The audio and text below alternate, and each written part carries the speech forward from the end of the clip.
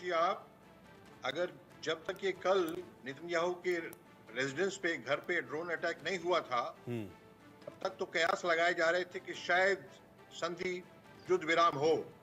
पर पर ड्रोन से अटैक करके नेतन्याहू के घर पे एक प्लेट के ऊपर नेतन्याहू को, इजराइल को एक एक्सक्यूज दे दिया है कि वो तो पहले भी नहीं चाहते थे कि युद्ध विराम हो। इजराइल नहीं चाहता था। क्यों? वो तो फ्रंट फुट पे खेल रहे थे और सभी को दबा रहे थे, और वो चाहते थे आखिरी छोर तक लड़ाई लेके जाया जाए और ईरान तक को भी अटैक किया जाए। तभी आपको पता है यूएसए का anti ballistic missile defence system था दूसरा, वो भी वहां पे आ गया गल्फ में, और 900 मिलिट्री अमेरिकन सोल्जर्स उसको ऑपरेट करते हैं, और पूरी बिछात बिछी हुई है। और अमेरिका भी उसमें, उनको पता है, क्योंकि ईरान कह रहा था कि ईरान ने कहा है अगर हमारे पे दोबारा अटैक होता है वो 1 अक्टूबर के बदले में इजराइल करता है तो हम बहुत घोर जवाब देंगे। तो इस हिसाब से मेरे को क्या लगता है, जो एक एक्सक्यूज दे दिया है ड्रोन अटैक करके, ये प्लान था, अनप्लान था, हिजबुल्लाह की तरफ से, ईरान की तरफ से। लबोलबाब ये है कि इजराइल ने कह दिया ईरान को, भाई देखो ये तो शाखाएं हैं तुम्हारी, पेड़ की जड़ तो क्या ईरान है, हम आपको सीधा करेंगे। ये H1, H2, H3, Houthi, Hamas, Hezbollah, इनको तो ठीक है, आपके गुर्गे हैं ये। तो सवाल ये है ये कैसे आगे बढ़ेगा। आगे मेरी समझ में क्या है कि ये देखिए, इलेक्शन है 5 नवंबर को यूएसए में जी, और अभी 2 हफ्ते हैं उस चीज को।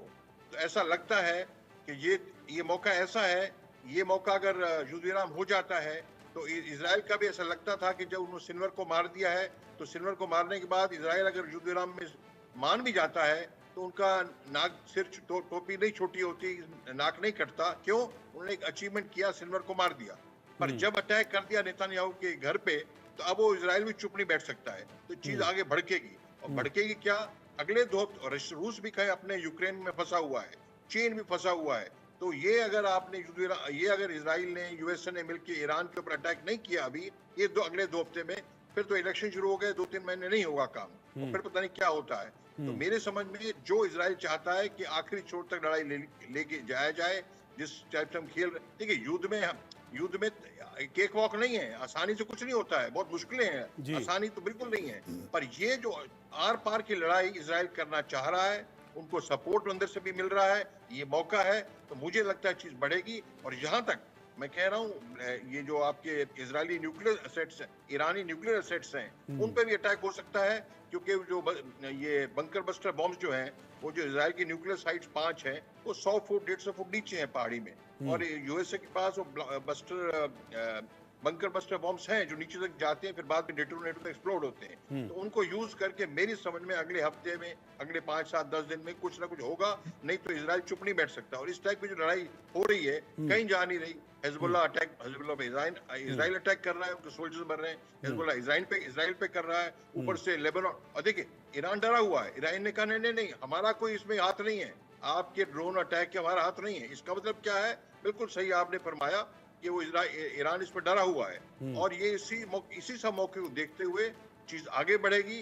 इजराइल भी चाहेगा, और मेरा ख्याल है यूएस से भी जाते जाते, अभी बाइडन तो भी 20 जनवरी को तो आएंगे नहीं, तो जाते जाते उनकी लेगेसी बना के जाएंगे। बिल्कुल बिल्कुल डॉक्टर भूषण दीवान, जो आपने बात कही है वही मेरी नेक्स्ट ब्रेकिंग न्यूज भी है। आप कह रहे हैं ना कि ईरान डरा हुआ है, वही इस वक्त की मेरी ब्रेकिंग न्यूज है। उस ब्रेकिंग न्यूज को सामने स्क्रीन पर रखा जाए।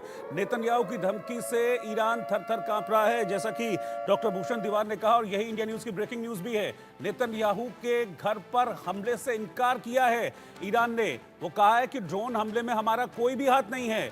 हिजबुल्लाह के ऊपर सारा दोष मढ़ दिया ईरान ने, और खुद को बचाने के लिए अब यूएन की शरण में पहुंच गया। ईरान की तरफ से यह कहा जा रहा है कि भाई ये हिजबुल्लाह की करनी है, इसमें हमारा क्या है, इसमें हमने कुछ भी नहीं किया है। जो नेतन्याहू कह रहे हैं कि हमारा हाथ है, हमारा किसी भी तरफ से कोई हाथ नहीं है। जनरल जेके बंसल, क्या ये ईरान का डर दिखा रहा है?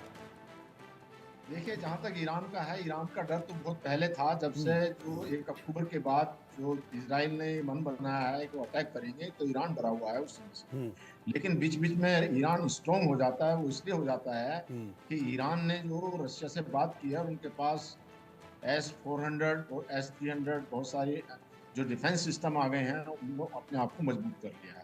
तो अब यहाँ देखने वाली बात यह है कि इजराइल ने अटैक करने का मन तो बहुत दिन से बनाया हुआ है 1 अक्टूबर के बाद, और ये अटैक तो होकर ही रहेगा।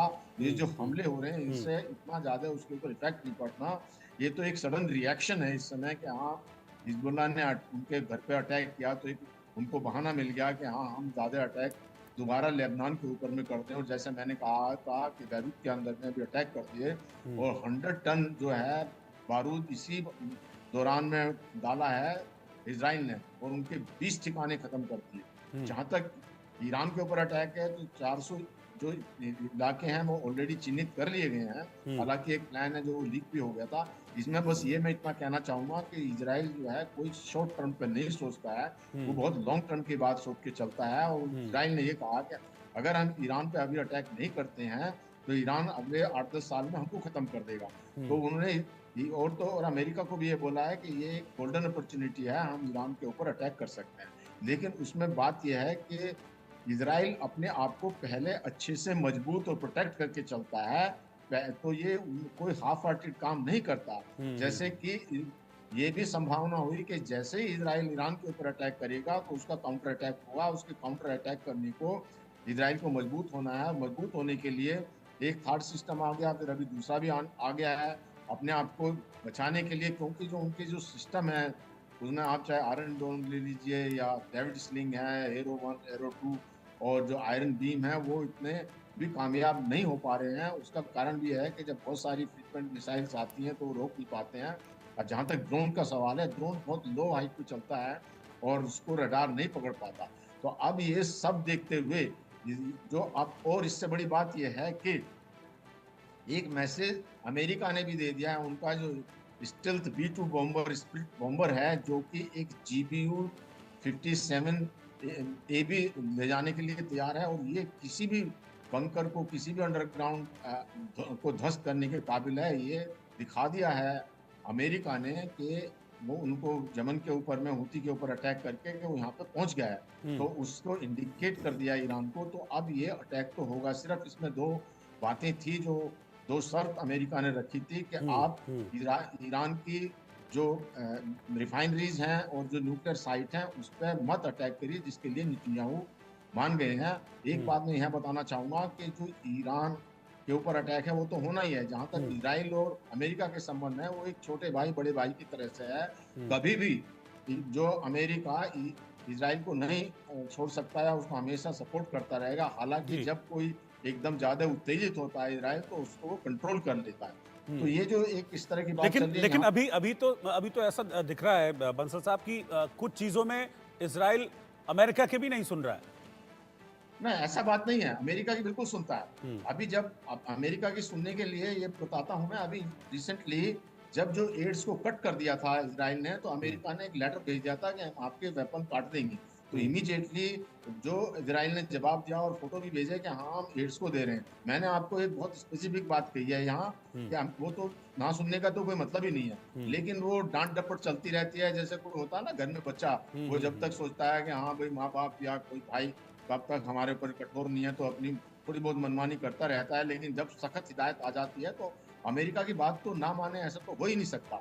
लेकिन वो जो है कोशिश करता है कि हाँ हम कितना कर सकते हैं। अल्टीमेटली अमेरिका भी सबको देख के सोच के चलता है या हमको खबर तो अल्टीमेटली अमेरिका को ही देना है, तो अमेरिका की बात तो सुनता है। अब बात यहाँ पर ये है कि याह्या सिनवार के बाद में जो एक इजराइल का और अमेरिका का मन ये था कि इधर गाजा में युद्ध बंद हो जाए। और नेतन्याहू ने कहा भी था कि मैं मैसेज दे रहा हूँ फिलिस्तीनी को कि अगर वो हथियार डाल दें तो हमारे बंधक वापस कर दें तो हम लड़ाई बंद कर देंगे। और तो और यहाँ तक भी बात चल रही है कि जो याह्या सिनवार का शव है, जो उसका लाश है या डेड बॉडी है, उसको देने के लिए भी कुछ ऐसी शर्त या ऐसा कोई फॉर्मूला तैयार कर रहे हैं जो इजराइल के वो उसके बदले में बंधक छोड़ दें। इसके अलावा क्या है कि ये सारा कुछ जो सब कुछ चल रहा था, ये रफा बॉर्डर की तरफ चल रहा था। कोशिशें यहाँ तक भी चल रही हैं कि रफा बॉर्डर पर जो है अमेरिका के प्रेशर से मिस्र से अटैक कराया जाए, जो कि इनका सब रास्ता उधर से बंद हो जाए। और जब से ये लड़ाई लेबनान के ऊपर हुई अटैक, तो जो जो जो नेतन्याहू की लोकप्रियता बढ़ गई है इजराइल के अंदर में, और सब उसको इसको सपोर्ट कर रहे हैं। और एक और भी बात चल रही है, वो ये चल रही है कि अमेरिका जो है रिजीम चेंज करने की सोच रहा है ईरान के अंदर में, और वहाँ पर जो है एक सिविल वार, जो कुर्द और जो वहाँ पे विद्रोही हैं उनको करा करके जो आयतुल्लाह खामनी है उसकी रिजीम को चेंज कर दिया है। तो बहुत सारी ऐसी पैरेलल एक्टिविटी चल रही हैं कि इसमें अभी जो ईरान का खत्म या ईरान को तो एक, लेकिन इसमें बात ये हो जाती है, आउटकम ये होगा अगर तो अटैक बहुत सीवियर होता है और ईरान ध्वस्त हो जाता है और रिटेलिएट करने की सूरत में नहीं है तो बात दूसरी है। अगर नहीं हो पाता तो चीन, रूस और उत्तरी कोरिया जो मिल करके ये एक दो खेमे बन जाएंगे और एक विश्व